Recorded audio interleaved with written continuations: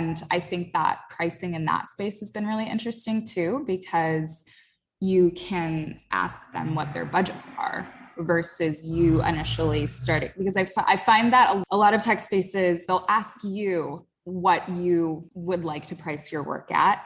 And I think that there's an interesting way for artists to flip the script when it comes to corporate entities and, you be more negotiation forward and kind of ask what their budget is and then work from there, because it's exactly what you were just saying. It should feel equal on both.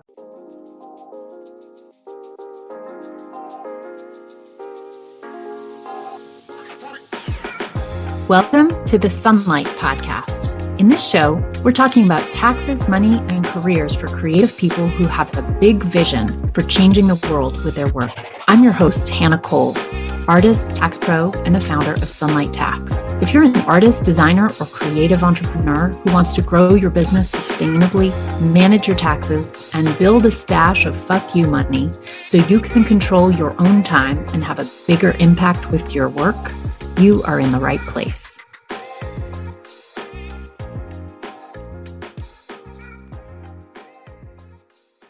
Welcome, everybody. I am so pleased today to introduce you to Taylor Smalls. Taylor, welcome to the Sunlight Podcast. How are you? Oh, I appreciate it. I'm doing very well. I'm happy to be awesome.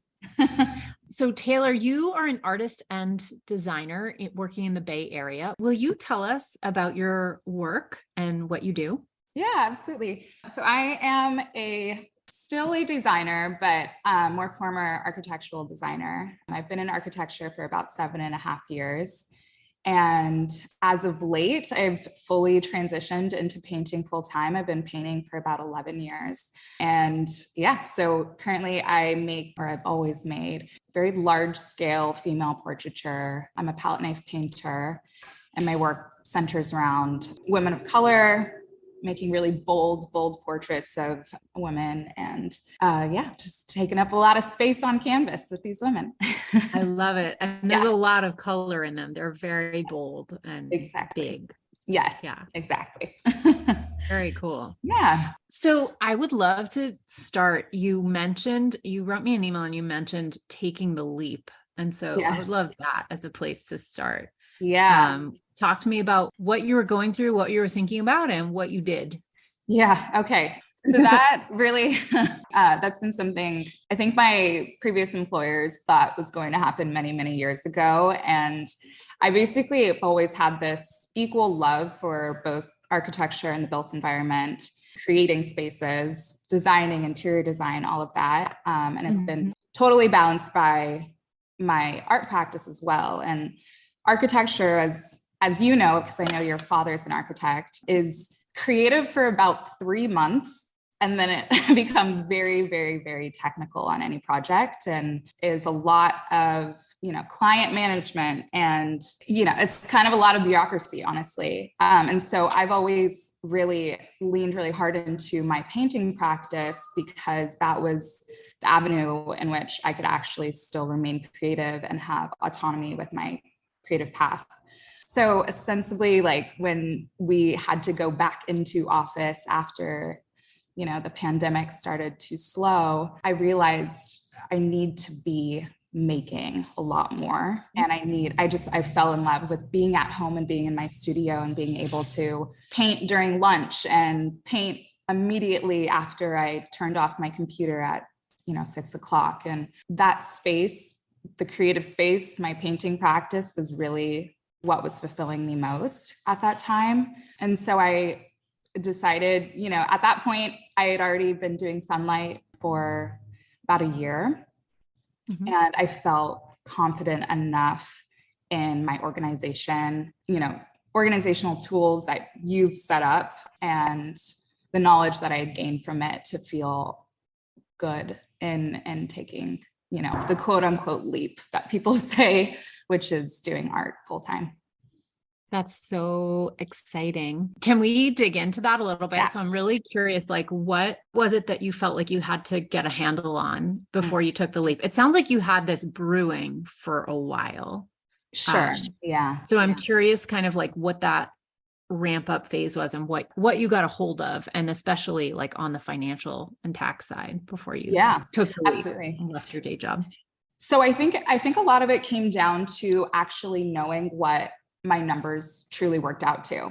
Before I had started Sunlight, I didn't even think of this being an actual business. And it wasn't until realizing how the IRS actually like categorizes a business, or I just realized, okay, I need to actually be paying taxes on this income. And I think once I really got my numbers in order and I was able to look at my books after a full year, I was like, okay, this is actually a functional thing that I can, survive on as well. And so it was really just seeing it on paper and not thinking about the income I was making from paint sales previously as just like extra money on the side to play with, but as something that if I'm able to do it, basically be a Sunday painter and look at those numbers on paper, if I were to scale that and be Monday through Friday painter kind of thing, what that would look like, and being able to just scale those numbers and feel comfortable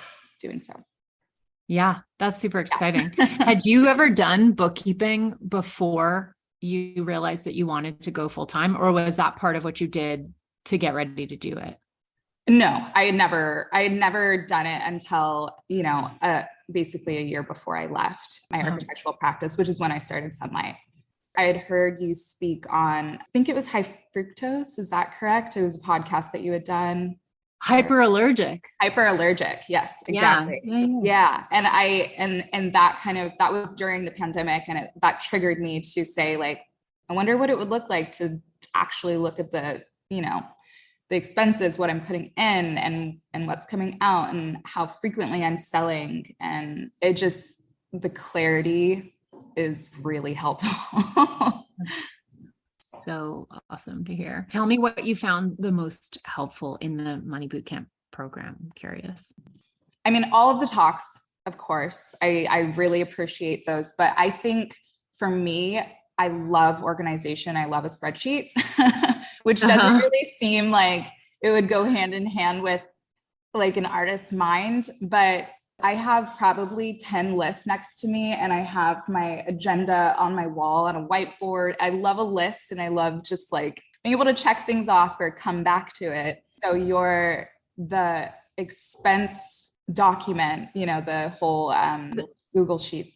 How do you describe it? The spreadsheet, the bookkeeping spreadsheet. Yeah. The bookkeeping spreadsheet, which tracks expenses, your home office, your income, whatever you've paid in quarterly taxes, and clicking on the, final button, and it shows you just like where you are completely. It's been so helpful. That's awesome. I get excited and I show my boyfriend and I show my friends, and it's like, this is how I keep my brain straight. Yeah. I think that's awesome. I mean, it can be so scary to look, especially if you haven't looked before, and it can be very unpleasant. I mean, I think it's very analogous to like drinking a lot and eating tons of dessert, which were my particular vices during COVID, for example, like getting on the scale and being like, oh no, like, I don't want to face this. Yeah. But it's like, once you look, you have a sort of path. Exactly. And a point of reference to move around. Yeah, totally. I'm curious, just that moment of when you like left your day job and like that, like working up that courage and that confidence. I think that is a really huge deal. And first of all, I just want to say congratulations. Thank you. It's just amazing. Not easy. I will say that it's not easy. For sure. I mean, what are some of the shifts that you've had to make, like being full-time on your own? Because this is very different, not having that structure of the workplace. Yeah. So I had a lot of chats with friends who have gone on their own within the design field as well, and in the art field. And I really just crowdsourced a lot of ways people started making like structure and healthy habits at that beginning jump. And I am one who hates exercising, but I realized that just joining a friend every morning at the gym is at least getting me out of bed and keeping me on a schedule. And, just it's starting to, you structure a day basically. And so that was a really big shift at the beginning, is what do I want, a day to look like, and when do I want to start it, and how energized do I want to be, just to have some mile markers.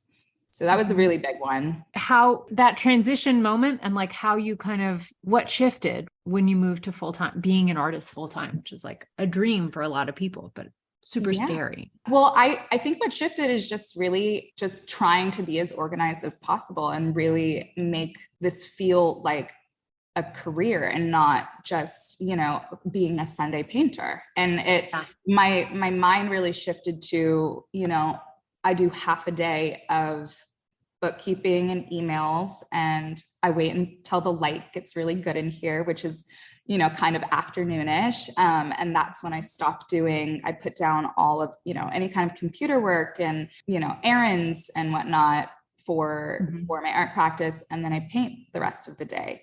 And so I'm trying to be really intentional about just how to block out my life. And so it feels like a job, and it's not like I'm running to go, have lunch or a drink or something with somebody in the middle of the day. It's like I'm I'll tell people, no, I'm working until 5. And and just making sure that there are clear boundaries around this being full time and not, just kind of a willy-nilly thing. Yeah, I think that's so important. I live by my calendar and my schedule. Like same here.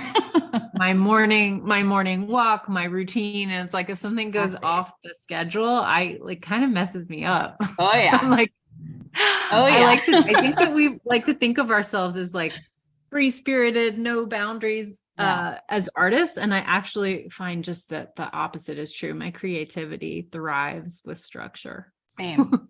I agree. And I talk about this a lot I can only speak on myself. I can't speak on other creative minds and creative practices and whatnot, but I personally think structure, if we're thinking about our artistic practices as small businesses, ostensibly, like there has to be that structure, and there has to be like respect around it being, I am going to stick to this structure and stay organized so that, I don't know, things don't fall through the cracks here and there just because, you needed to paint for a week straight and not, do any of your books or follow up with any people that, are waiting for an email from you. And I think that it goes hand in hand with I'm hesitant to say a successful practice, because the successful practice can just be the art in and of itself. But I don't know, making this a long-term, 10, 15, 20, 30 year career, I think there has to be a lot of structure built into a day from the get-go. Agreed. Yeah. And also for sustainability. Yeah. I mean, sustainability. I love that you're thinking about the long-term like that. You mentioned something that I think is really interesting. You were talking about the fact that you really aggressively paid back some loans. Can we talk about that a little bit? Sure. Yeah. What was the scenario and what did you do? So I have had loans. I've had student loans for far too long. I've been out of school it's not far too long. I'm still very young, but I've had a lot of student loans, which is something that I pay just over, my minimum amount kind of thing. And I've just, mentally I accepted I'm going to have these loans for 10 years, coming out of school. And that's just something that's continually paid. However, when I make any kind of mega purchase, like a new car, or I recently was able to purchase some land in New Mexico. Those are really, I aggressively pay those loans down, or just, upfront pay them so that I'm not stacking more debt onto, just the one piece of debt that I have accepted to have for a little bit of time. Because I think that mentally, the more, obviously, debt bogs you down. But I think that if you can just pay one thing consistently, know that you have the income for that, which is just like paying down your credit card kind of thing every month. that is something that, you know, you have in the bag. It's like whatever you budget for your groceries or whatever you budget just in general for anything. But as you start to stack, everything gets muddied. And so I just decided to start aggressively paying towards my land, which was just paid off, and car paid off. And those things, when you just have those assets, it's just, there's nothing that, I don't know, it feels like a little bit of freedom in general to me. I don't know if that makes sense, but yeah. Oh my gosh. Yes. That's super exciting. Yeah. I do think of getting rid of debt as having freedom. Yeah, for sure. I mean, just how I think of it. But I've also thought about debt as a motivator too. And that's something that I've like not been bothered by with my student loans, is that it keeps me motivated to have, I don't know, it pushes me to make sure that I'm selling X amount of work, or I have, you know, had my architectural practice, and it makes it so I'm not like just zooming off to Europe and, you know, gallivanting for 6 months at a time, because it keeps me accountable in a way. Like a small amount of debt, I feel, keeps me accountable, is how I've always thought about it. That's really interesting. You know, there's such interesting psychology around money in general. Yeah. Like there's a lot of stuff around pricing where I think when people have things, when things are free to people, even if they're things that other people pay for, but you get it for free, there's like pretty good research that shows that people don't treat it very seriously. They don't take it seriously. And then actually paying for something makes you take it more seriously. Absolutely. It's something really to think about, especially, you know, I've been doing a couple episodes lately about pricing, which always makes me so nervous, because I'm nervous when, you know, people get really triggered around that subject. I love talking about pricing. Ooh, all right. But yes. But it's important, because actually sometimes, you know, when you pay for, I'm not a handbag person. I don't really do status objects unless you're talking about like artwork. Yeah. But like, you know, if you buy a really high-end handbag, you're not going to just like throw it on the floor and put your wet raincoat on top of it. You know what I mean? Like paying a price or something makes you treat it a certain way. And so there is this real psychology that ties into it. Hey, I'm interrupting this episode of the Sunlight Podcast to tell you about a class that I'm giving that's free to help you organize for taxes and grow that giant pile of FU money. It'll help you understand your taxes and fortify your business. I'm going to talk about the mistakes that every creative person makes when it comes to their business. And I'm going to talk about some steps in the framework that I use in my programs that will help you get yourself organized, understand your situation better, and get your head right about growing a pile of fuck you money. It comes in the packaging of a very creative, friendly space. It's a safe space with no jargon. I make no assumptions about you having any financial knowledge beforehand. So you can just come as you are, feel safe, and learn what you want to learn. Register for the class. It's free at go.sunlighttax.com/register. So you mentioned you love talking about pricing, and we have not talked about like who your clients are. I don't actually know how you run your art practice, if you sell through galleries or if you do it yourself. Talk to me about that. And I'm very curious about the pricing element. I do not work a lot with galleries. I've had some really great experiences with galleries because the gallerists were like friends of mine. And so we've had really positive, you know, work relationships. However, I do not personally love the gallery structure, and that I think a lot of people know the industry standard is 50%. It's 50-50. And so you know, when I talk to friends who are starting to show in galleries, I absolutely tell them to up their work much more than what they actually think the value of the piece is, so that when they, you know, sell a piece, if they have 50% taken, or not taken, but, you know, 50% goes to the gallerist, what they are left with, you should feel very, very good about that number. That should be very satisfying to you.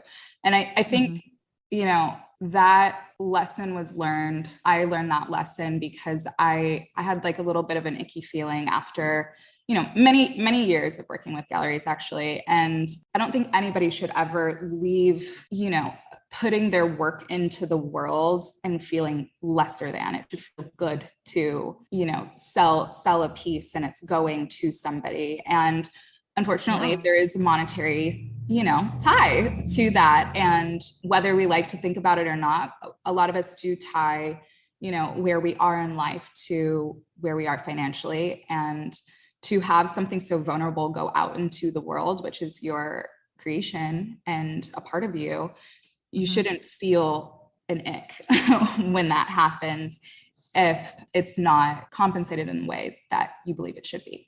So so that's something. I think that's really important. And I mean, like any good pricing should feel on both sides like an appropriate energetic exchange. Each party, I think for that transaction to really feel mutually good, you both have to feel like you got a good value out of it, right? Like that's how, as a culture, we agree on pricing. And yes, there is something really, in my mind, like working with a gallery, and I do work with galleries and I actually really love, I deeply appreciate the sort of like collector base that they have access to that I do not, and that they do, they do a lot of artwork. Exactly. So like I speak as a gallery artist, but there is something that has always been sort of like interesting to me because in Sunlight Tax, I have a very direct relationship. Like I am serving the people who are paying me. And therefore that I love that direct relationship. And in fact, sometimes other organizations come in and they want to work with me and commission me to do this thing for their people. And I sort of dislike it, even though I do those arrangements sometimes, like, because now I'm not accountable to the people I'm serving. I'm accountable to a third party. And it like skews the relationship a little and puts a lot more weirdness in. Whereas that direct feedback of like, I'm getting this, I'm paying this feels really good. Right. Exactly. Yeah. That was a long. That makes a lot of sense. Digression. No, but I'm curious. So does that mean, Taylor, that you, and if you, I can understand that it might be sensitive to talk about. So it's okay if you don't feel comfortable and you just tell me. But does this mean that you work directly with collectors or you do commissions, or I'm just curious, like how you operate? I work directly one-to-one with my collectors. Until about 6 months ago, I did not field commissions because I had the luxury of having a full-time job and painting on the side. I wanted to create work for myself rather than in tandem with others. So it's commissions and working one-on-one with collectors. But I've also started to enter a space.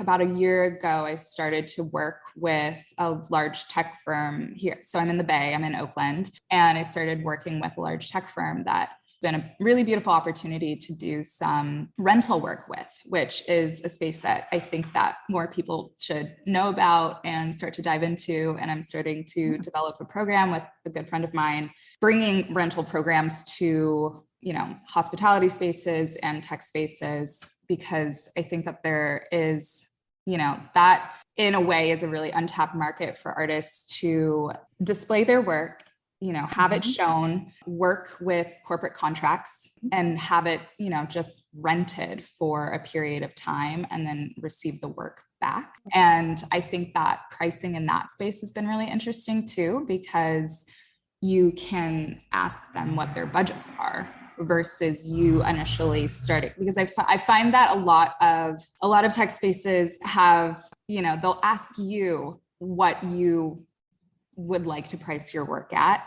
And I think that there's an interesting way for artists to flip the script when it comes to corporate entities and, you be more negotiation forward and kind of ask what their budget is and then work from there, because it's exactly what you were just saying. It should feel, equal on both. That's when pricing really works, is when it really feels equal on both sides. Each party feels like they're getting, they're not being cheated in any way, but they're also getting a beautiful product.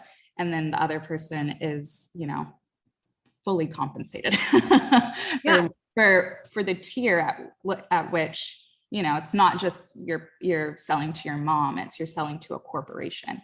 And so I think that, pricing can be variable sometimes. I've always operated on like a baseline. I price based off of sizing of my pieces. And so I've always operated off of a baseline via size and then adjusted depending on if I'm working with a corporation or a restaurant or an individual collector. Yeah. Cool. So I don't know if that was too much information. No. Oh, I mean, I could talk about it all day because I'm fascinated by it in general, but like that sounds so, I think a lot of artists feel discomfort around talking directly about money, for example. And I think that you're really illustrating that when you get a little more comfortable with it and comfortable with like how you value your work, how you price it, and how you discuss it, how you like approach, a tech company and they say, what is your budget? Like getting comfortable with those conversations allows you a lot more leeway to kind of equalize the energetic exchange of pricing. Yeah. Right. Absolutely. And that you are like showing us that you've taken that on as opposed to working through a gallery, which, I mean, like that exists and it's good. And like I said, I'm a gallery artist. It is really good. Appreciate what my gallery does for me. Yes. But there's a lot to be gained from doing it on your own, which is, I think for some people really scary. So yes.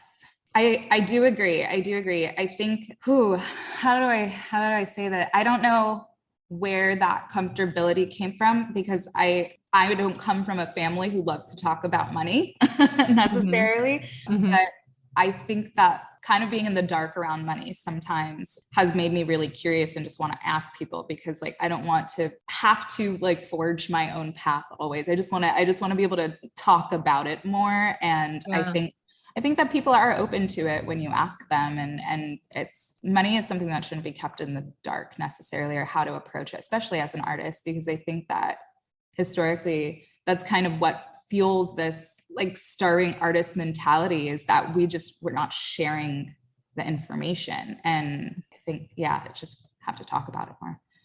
I totally agree. I totally agree. There's something I really love about like the business environment. And I say this, like having come absolutely full circle. Like I started out life as an anti-capitalist and I didn't believe in any of this. And then I was like, oh, wait a minute, there's like standards of treatment in the business world. And I really like that after having experienced the art world for a long time, which was like, people will be very unprofessional and there's a lot more tolerance for that in a way that there is not in the business world. And after enough abuse, I was like, okay, I think I like it over here. Yeah, absolutely. Yeah. I have come to really appreciate the sort of frankness around money that exists in the business world and feel like that is illuminating and empowering and really nice. Like I enjoy, and in fact, I think this is kind of an American trait, but like I enjoy that like American business sense of directness. What is the ask? Yes. Just like, what are you looking for? Yes. Let's not beat around the bush. Just tell me what you want and I'll tell you how I feel about that. Exactly. love that. Exactly. And I think that people feel very uncomfortable around that within art because it should be, like this is a personal expression or I don't mean to like talk about it so flippantly, but it's just like, I think that there's this really weird mentality around artists and money and them not knowing how to advocate for themselves or be frank or be forward or have a contract ready. Like I love to share my contracts with my friends. And I ask my best friend, she paints here too. And she sends me her contracts whenever she does a new job. And so we pick and pull parts of, certain clauses and have formulated our own contracts. And it's just like, the information's there. We just need to share it. That's Unless awesome. It's like an NDA, but Sure. Fair. That's awesome that you do that. I love that. There's like a plethora of information around us and people should come prepared, like, or just read through or know. And I don't know. I think that's great. Has been like a little Bible for that reason. Feel like an artist? Yes. Oh, cool. We'll have to link that. So good. I will. Yeah. Or I'll send it to you, but it's kind of hacks in the art world, but in money and contracts and all sorts of stuff. And just useful information that I don't. That's very cool. Yeah. Anyhow. Another thing that I was just thinking about with that like equal exchange and the empowerment of actually taking on the money conversation yourself is that I think a lot of artists don't understand how intimidating our world is to the buyer a lot of the time. Like people feel really scared about talking about art. They feel scared they're going to be stupid or they're not going to see something that other people see, and they don't know how to value art. And they're really looking for help from whoever they're talking to, which, you know, I think gallerists get a lot of practice in coaching and directing that conversation and framing the way that work gets valued. Artists can do that too, but you have to be aware. I think when you ever experience like buying a work of art, it's a very different side of the equation from selling a piece of art. I completely agree. Absolutely. And I want to give an anecdote because I just had a nice learning lesson this past month around the perception of the work when people don't know what's gone into it or what's behind it. Or I guess from the buyer side. So I typically do holiday prints. I do like a small run of prints during the holidays. And they're typically these little 12 by 12. I frame them and send them off for, you know, I think they're like $150 or something. This year, I recently found this beautiful printmaker that's in West Oakland, down the street from me, and they make their paper by hand, and they make these gorgeous giant prints and super, super high quality everything. And I was like, this is the most premium print I could ever make on the planet. And it's stunning. And there's so much love from, you know, their hands to my hands, to my work, to the printing process, like all of it. And so I was like, okay, how do I want to value this? If this is the highest quality product I could make right now, like what does that look like versus the prints I was previously making, which were wonderful, but much smaller. And, you know, I think my mistake was I priced it obviously much higher, these new prints, but the mistake was to not let people in on the minutia of what it is to work with them. And this, like, you know, take a video or show people what it is to like make this pulp, like make the paper and how they print and how they transfer this image and this other beautiful process that's happening, very large. And I think that the price point that I had the pieces at, which I think were about $650. So that there is a big jump. We were talking about numbers, but so that's a big jump for these prints. And for sure, I think what was not translated was the amount of energy and like the people that we were working with and everything that goes into it. And so I think from the buyer's standpoint, they were like, I've always collected her prints, but they were $150 before. And how are they $650 now? And so I think that people simply need to know more of the background of like what goes into the sausage, you know, and not just seeing this final product, because that makes everything, it's more relatable. You can connect, you can say, oh, that's so interesting. My dad used to be a paper maker or something like that. And like, you'll have a new tie to it. And I think that that's really important, is just showing the behind the scenes so that people understand the value of what's absolutely. Yeah. I mean, it's definitely your job and I think if you're not an experienced seller of things, and man, it is a skill and it takes some effort. Sure. Yes, it does. But like communicating what the value is, that is sort of the job of the seller. And that is, that's a really beautiful illustration. Like, why did this print used to be 150 and now it's 650? What happened? Exactly.